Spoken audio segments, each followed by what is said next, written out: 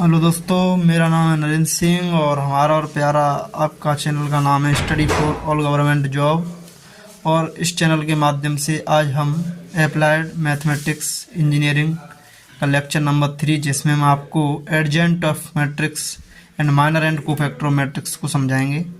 तो एडजेंट of matrix को समझने के लिए आपको सबसे पहले जो ज़रूरत पड़ेगी वो पड़ेगी कोफैक्टर ऑफ मैट्रिक्स और यानी कि माइनर ऑफ मैट्रिक्स।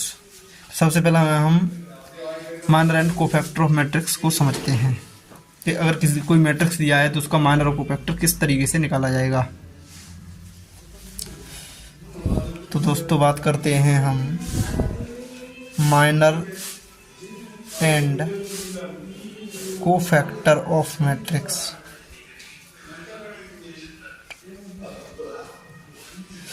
तो माइनर और कोफैक्टर को सबसे पहले निकाला क्यों जाता है, इसका कारण क्या है? इसका ये कारण है क्योंकि जो हमारा जो एडजॉइंट का फॉर्मूला होता है, एडजॉइंट ऑफ ई, वो होता है कोफैक्टर मैट्रिक्स का ट्रांसपोज। कोफैक्टर मैट्रिक्स का ट्रांसपोज। तो हमें यानी कि किसी भी मैट्रिक्स का कोफैक्टर मैट्रिक्स निकालना पड़ेगा। कोफैक्टर मैट्रिक्स को बनाने के लिए हमें कोफैक्टर्स की ज़रूरत पड़ेगी, इसीलिए हमें minor and cofactor of matrix find out करने की ज़रूरत पड़ती है। चलिए दोस्तों सीक्वेंस से चलते हैं। तो जैसे हमारे पास एग्जांपल लेते हैं, ये हमारे पास 2×2 का कोई मैट्रिक्स है, 2 3 4 1। ये आपका 2×2 का कोई मैट्रिक्स गिवन है। तो इस मैट्रिक्स का मुझे पहले माइनर निकालना है और फिर कोफैक्टर। तो जैसे मेरे इसमें कितने एलिमेंट्स हैं? 4। इसका ऑर्डर क्या है? 2 रो है, 2 कॉलम है, तो जो हमारा ऑर्डर होता है 2×2 हो जाएगा, मतलब रो इनटू कॉलम। अच्छा, जैसे अब मुझे इसका फाइंड आउट करना है, यानी कि माइनर ऑफ 2।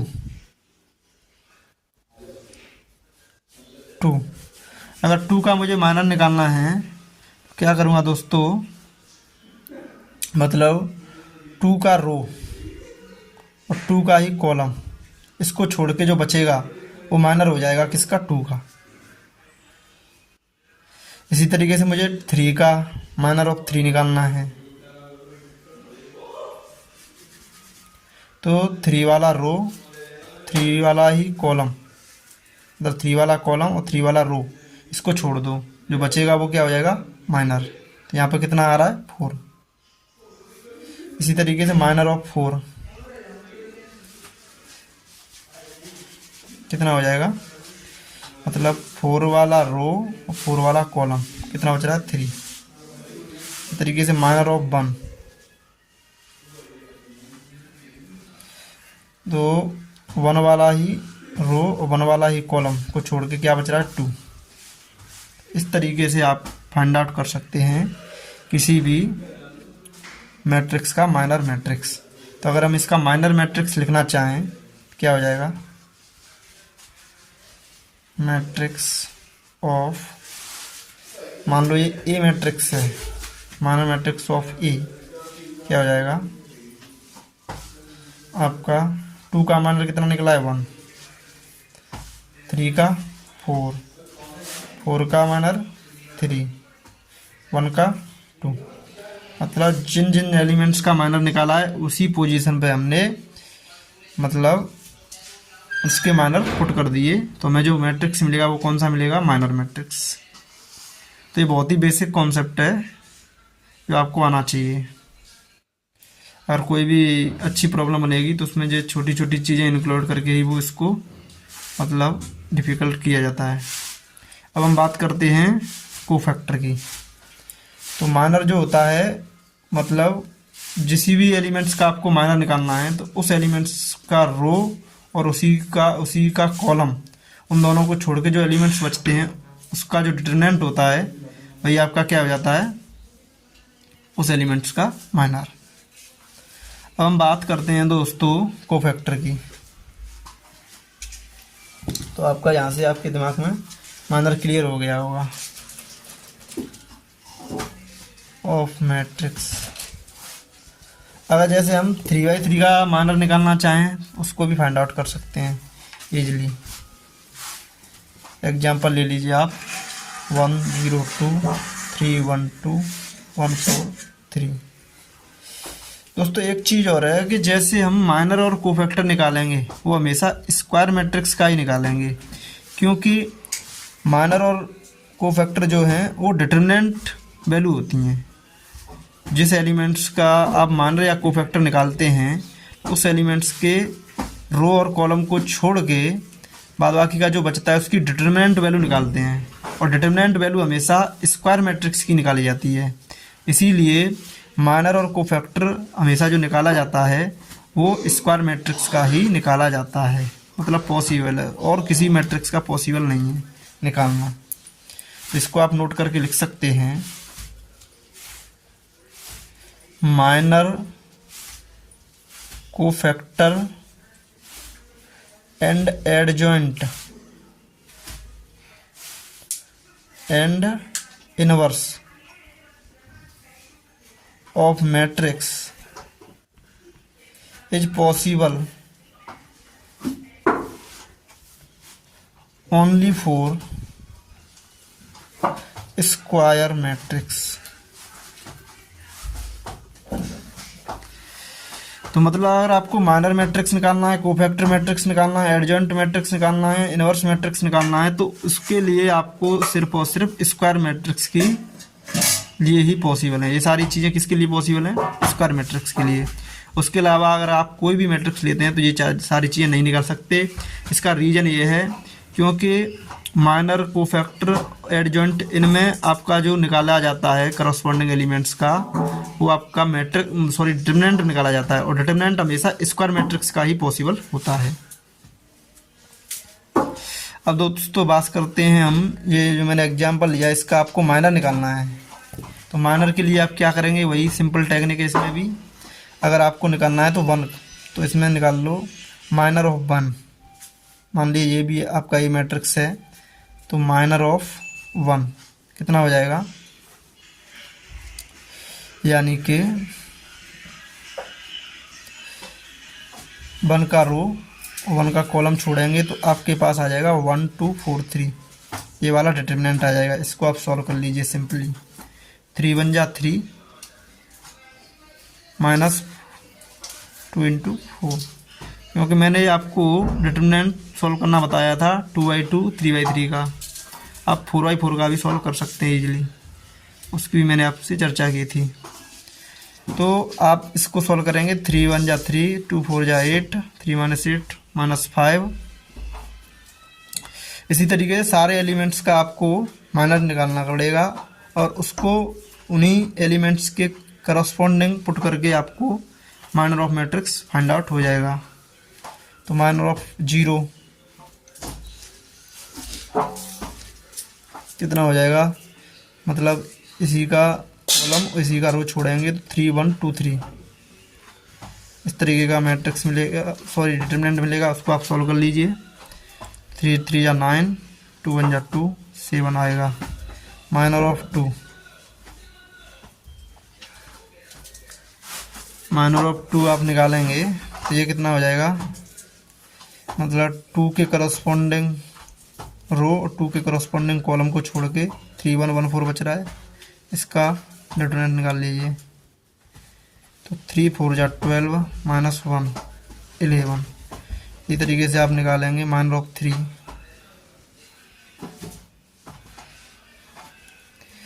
तो इसी के करस्पॉन्डिंग आपको रो छोड़ दो, इसी के करस्पॉन्डिंग कॉलम छोड़ दो, तो आपका बचेगा 0 2 4 3। इस वाले डिटरमिनेंट को सॉल्व कीजिए। 3 × 0 0 एंड 2 4 जा 8 -8, आपका आ गया -8। अब दोस्तों बात करते हैं हम 1 की, माइनर ऑफ 1।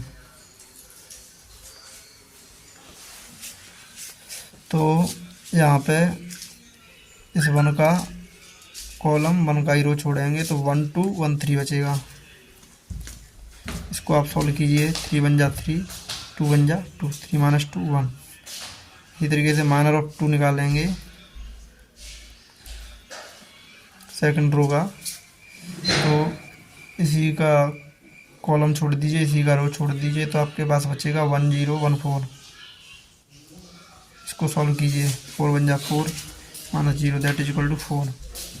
अब आप थर्ड रो पे चलिए, माइनर ऑफ 1।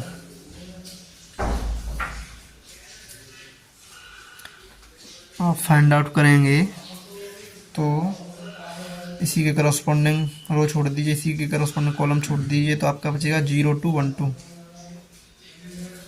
इसको आप सॉल्व कीजिए, 2 × 0 0, 2 1 जा 2 -2 दैट इज इक्वल टू -2। अब दोस्तों हमारा निकालेंगे 3 और 3 6 7। अब 4 पे आ गए, माइनर ऑफ 4।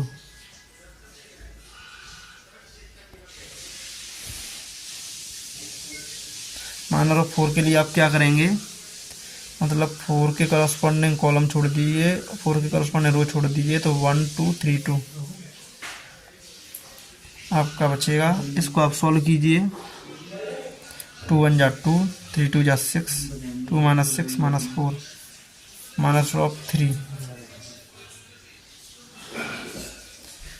तो इसका अगर आप माइनर निकालेंगे तो इसी के करस्पॉन्डिंग आप कॉलम छोड़ दीजिए, इसी के करस्पॉन्डिंग रो छोड़ दीजिए, तो आपका बचेगा 1 0 3 1। इसको आप सॉल्व कीजिए, 1 × 1 1, 3 × 0 0। इसकी वैल्यू आएगी आपकी 1। तो आशा करते हैं दोस्तों आपको ये सारी चीज़ें समझ में आ रही होंगी। फिर भी आपको कोई भी डाउट हो तो आप कमेंट सेक्शन में हमें कमेंट कर सकते हैं, जिससे अगली वीडियो में हम आपको उसका सॉल्यूशन दे सकते हैं, जिससे आपका कोई भी कन्फ्यूजन ना रहे। अब हम बात करते हैं दोस्तों आपकी इसकी माइनर मैट्रिक्स की। तो माइनर मैट्रिक्स आपका सिंपली जो हो जाएगा, मैट्रिक्स ऑफ ए। तो जिन जिन एलिमेंट्स का आपने माइनर निकाला है उन्हीं एलिमेंट्स के करस्पॉन्डिंग इनकी वैल्यू को, माइनर्स की वैल्यू को पुट कर दीजिए। इसका जो ऑर्डर है 3/3 है, इसका भी ऑर्डर कितना हो जाएगा 3/3। तो 1 का जो निकाला है माइनर, उसको 1 की वैल्यू पे, 1 की प्लेस पे ही पुट कर दीजिए, -5। 0 निकाला है, 0 का जो माइनर निकाला है उसे 0 वाली वैल्यू पे ही पुट कर दीजिए। तो इस तरीके से मैं पुट करूँगा तो आपका आ जाएगा -5 7 11 -8 1 4 -2 -4 1। तो ये आपका सॉल्यूशन हो गया इसका माइनर का। तो आशा करते हैं आपको ये सारी चीज़ें समझ में आई होंगी। अब दोस्तों इसका जो नेक्स्ट टॉपिक है वो है आपका कोफैक्टर। माइनर और कोफैक्टर में थोड़ा सा ही अंतर है, तो उसको भी हम आपको एग्जांपल के जरिए समझाते हैं। मतलब अगर आपने माइनर को सॉल्व कर लिया तो समझ लीजिए कि आपने कोफैक्टर भी निकाल लिया, क्योंकि इसमें माइनर में एक फॉर्मूले के जरिए हम प्लस माइनस लगा देंगे तो वहीं पे हमारा कोफैक्टर मैट्रिक्स भी फाइंड आउट हो जाएगा। जैसे मान लें हमारे पास ए मैट्रिक्स है, इसका मुझे कोफैक्टर मैट्रिक्स निकालना है, तो इसके लिए मेरे पास फॉर्मूला होता है कोफैक्टर मैट्रिक्स का, यानी कि CIJ कोफैक्टर मैट्रिक्स। कैसे फाइंड आउट करेंगे कि आपका जो माइनर मैट्रिक्स है उसी में आगे माइनस प्लस लग जाता है उन्हीं एलिमेंट्स के करस्पॉन्डिंग। तो CIJ equal to -1 to the power I + j into MIJ। तो मतलब जैसे माइनर ऑफ 1 था तो ये कौन से प्लेस पे था, 1 रो 1 कॉलम, इसको M11 बोल देंगे। इसको 1 रो 2 कॉलम, 1 रो 3 कॉलम, 2 रो 1 कॉलम, 2 रो 2 कॉलम, 2 रो 3 कॉलम, 3 रो 1 कॉलम, 3 रो 2 कॉलम, 3 रो 3 कॉलम। तो ये आपकी पोजीशन हो गई थी। तो इसी तरीके से अगर मैं इसको माइनर निकालूंगा तो M11 M12 M13 M21 M22 M23 M31 M32 M33 इस तरीके से इनको पुट कर सकते हैं। कोफैक्टर में भी जो करस्पॉन्डिंग एलिमेंट्स का कोफैक्टर निकाला जाएगा उनको इसी तरीके से पुट कर देंगे तो आपका कोफैक्टर मैट्रिक्स आ जाएगा। तो इस फॉर्मूले के ज़रिए मैं आपको सॉल्यूशन दूंगा। अगर मैं इसी में समझाऊंगा तो काफ़ी कॉम्प्लिकेटेड हो जाएगा, इसीलिए मैं आपको इस फॉर्मूले को नेक्स्ट एग्जांपल के थ्रू समझाता हूँ। इसमें हम 2×2 मैट्रिक्स का कोफैक्टर निकालेंगे एंड यानी कि 3×3 मैट्रिक्स का भी कोफैक्टर निकालेंगे। इस फॉर्मूले को आपको याद रखना है। चलिए नेक्स्ट पेज पे हम इसको सॉल्व करते हैं। जैसे हम इसको इसी जगह पे ले लेते हैं 2×2 का मैट्रिक्स एग्जाम्पल के लिए। मान लो ऊपर वाला एग्जाम्पल लेता हूँ मैं 2×2 का मैट्रिक्स का 2 3 4 1। ये आपका मैट्रिक्स ए है। इसका आपको कोफैक्टर्स फाइंड आउट करना है। तो कोफैक्टर अगर मुझे इसका निकालना है तो कैसे निकालेंगे? कोफैक्टर के लिए आपको यानी कि फॉर्मूला लगाएंगे C11 = -1 + 1 इंटू इस एलिमेंट्स का अगर कोफैक्टर निकालना है तो इसी के करस्पॉन्डिंग रो, इसी के करस्पॉन्डिंग कॉलम के एलिमेंट्स को छोड़ के जो बच रहा है उसको लिख देंगे। यहाँ पे कितना है 1, तो डायरेक्ट इजीली 1 लिख देंगे। तो -1⁻2 यानी ये हो जाएगा प्लस, तो यहाँ पे क्या आ जाएगा 1 ही आ जाएगा। C12 निकालेंगे तो इसमें जैसे हम कर रहे हैं तो C11 = -1 + 1 इंटू ये जो हम निकाल रहे हैं वो माइनर ही निकाल रहे हैं इसका, क्योंकि माइनर हमने इस तरीके से निकाला था। जिस भी एलिमेंट्स का माइनर निकाला था उसके करस्पॉन्डिंग रो और उसी करस्पॉन्डिंग कॉलम को छोड़ के जो बचता था उसका माइनर हो जाता था। यहाँ पे सिर्फ -1⁻1 + 1 आ गया है, तो ये वाला एक्सप्रेशन बढ़ गया है जो कि इस फॉर्मूले से हमने लिखा है। तो आपका यहाँ से कोफैक्टर भी निकल जाएगा इसी तरीके से। तो इसमें मैं अगर जैसे C12 निकाल रहा हूँ 1 रो 2 कॉलम का, मतलब इस वाले एलिमेंट्स का मैं कोफैक्टर निकाल रहा हूँ, तो इसमें -1⁻1 + 2 करना पड़ेगा एंड इसके करस्पॉन्डिंग जो माइनर है कौन सा है, मतलब इसी का रो छोड़ दो, इसी का कॉलम छोड़ दो, तो बच रहा है 4। तो अगर -1⁻3 हो जाएगा तो वो आ जाएगा माइनस, क्योंकि ऑड पावर में -1 नेगेटिव पे जो पावर होती है उसका माइनस आ जाता है। तो -4 C21 मतलब सेकंड रो फर्स्ट कॉलम ये हो गया। इसका निकालेंगे तो -1⁻2 + 1 दैट इंटू इसका अगर माइनर देखेंगे इसी बार इसका रो छोड़ दो कॉलम छोड़ दो तो क्या बच रहा है 3। तो यहाँ पे ऑड पावर है तो यहाँ आ जाएगा माइनस। इस तरीके C22 निकालेंगे तो -1⁻2 + 2 इंटू इस वाले एलिमेंट्स का सेकंड रो सेकंड कॉलम का अगर आप माइनर निकालेंगे तो माइनर क्या हो जाएगा, मतलब इसी का रो इसी का कॉलम छोड़ेंगे तो यहाँ पे बचेगा 2। तो यहाँ पे इवन पावर है तो यहाँ पे क्या आ जाएगा सिंपली 2। तो मैंने सारे माइनर्स कोफैक्टर निकाल लिए हैं। अगर मैं इसका कोफैक्टर मैट्रिक्स निकालना चाहूँ तो कोफैक्टर मैट्रिक्स ऑफ ए लिख सकता हूँ आसानी से। कोफैक्टर मैट्रिक्स ऑफ ए ये आपका हो जाएगा, यानी कि जो करस्पॉन्डिंग एलिमेंट्स का कोफैक्टर निकाला है उन्हीं के प्लेस पर रख दीजिए। तो जैसे C11 यहाँ पे 1 रो 1 कॉलम, 1 रो 2 कॉलम, 2 रो फर्स्ट कॉलम, 2 रो 2 कॉलम। तो ये आपका कोफैक्टर मैट्रिक्स आ गया है। मतलब जितना ऑर्डर मैट्रिक्स का होगा उसी का कोफैक्टर मैट्रिक्स का भी सेम ऑर्डर आएगा। तो दोस्तों ये आपका 2×2 मैट्रिक्स है, सेकंड ऑर्डर का मैट्रिक्स है, उसका कोफैक्टर मैट्रिक्स निकालना हमने आपको बता दिया है। अब हम आपको बताने जा रहे हैं 3×3 मैट्रिक्स का कोफैक्टर कैसे फाइंड आउट करेंगे। तो उसमें भी सेम चीज़ है, मतलब जो डिटरमिनेंट वैल्यू है वो निकाली जाती है करस्पॉन्डिंग एलिमेंट्स के रो और कॉलम को छोड़ के।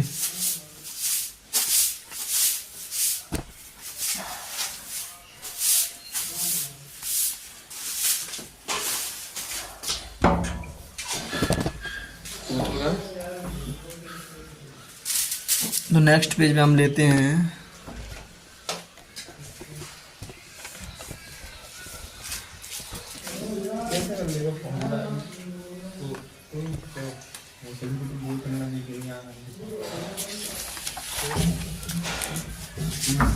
Cofactor matrix of 3/3।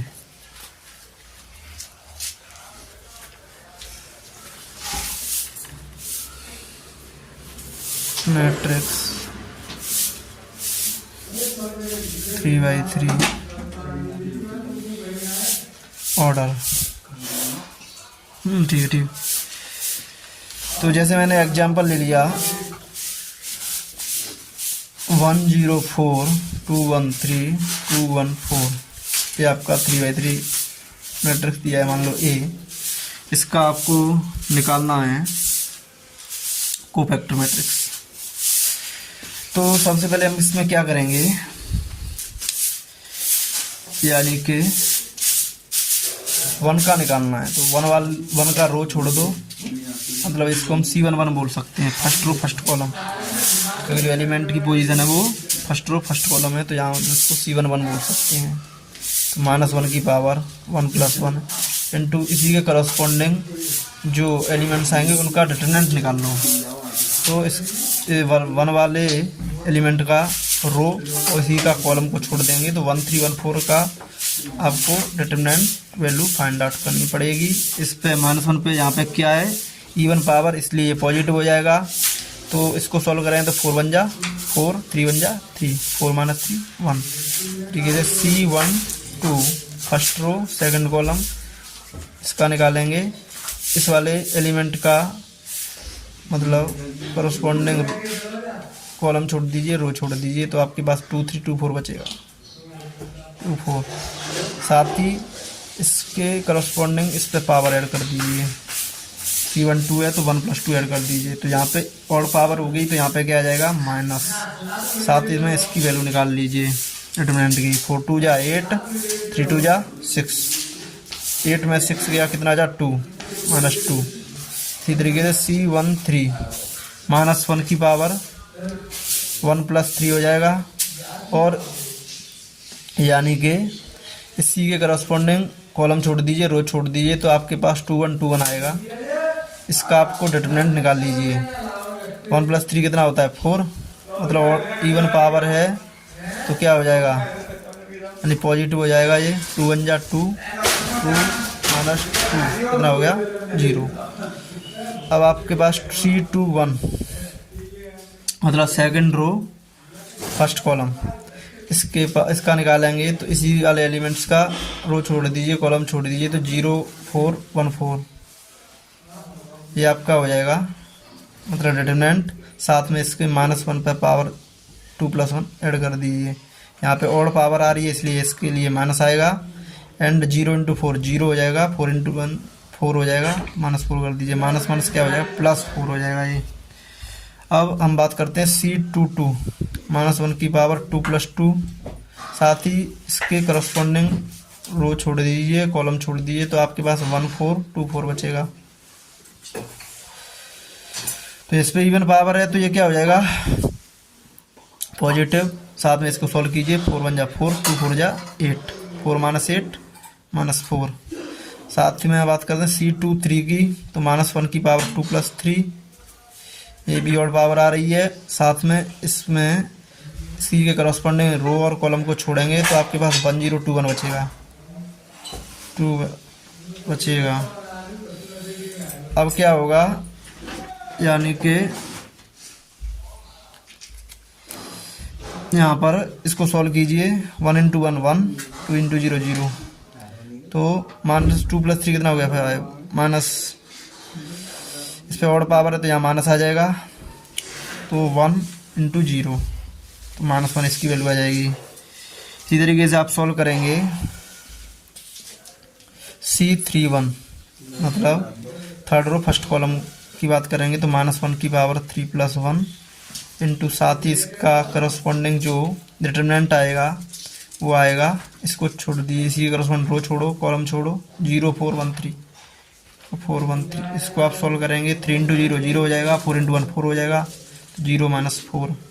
साथ में इसमें आगे क्या लगेगा प्लस, क्योंकि यहाँ पे इवन पावर है, तो यहाँ पे इसकी वैल्यू आ गई -4। C32 निकालेंगे तो -1 की पावर 3 + 2, साथ ही इसी के करस्पॉन्डिंग आपका रो और कॉलम छोड़ेंगे तो आपके पास बचेगा 1 4 2 3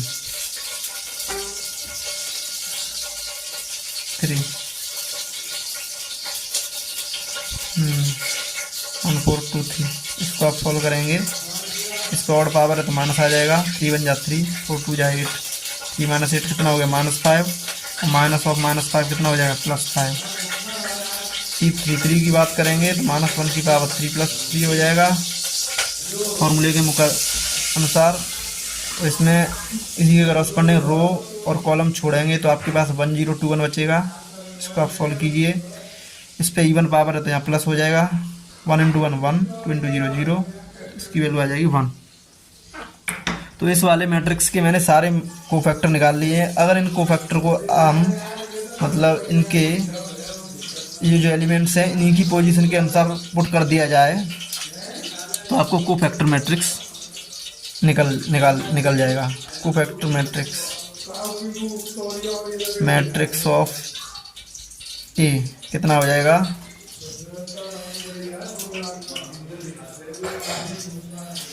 -1 -2 0 4 -4 -1 -4 5। तो ये आपका 3/3 का कोफैक्टर मैट्रिक्स आ गया।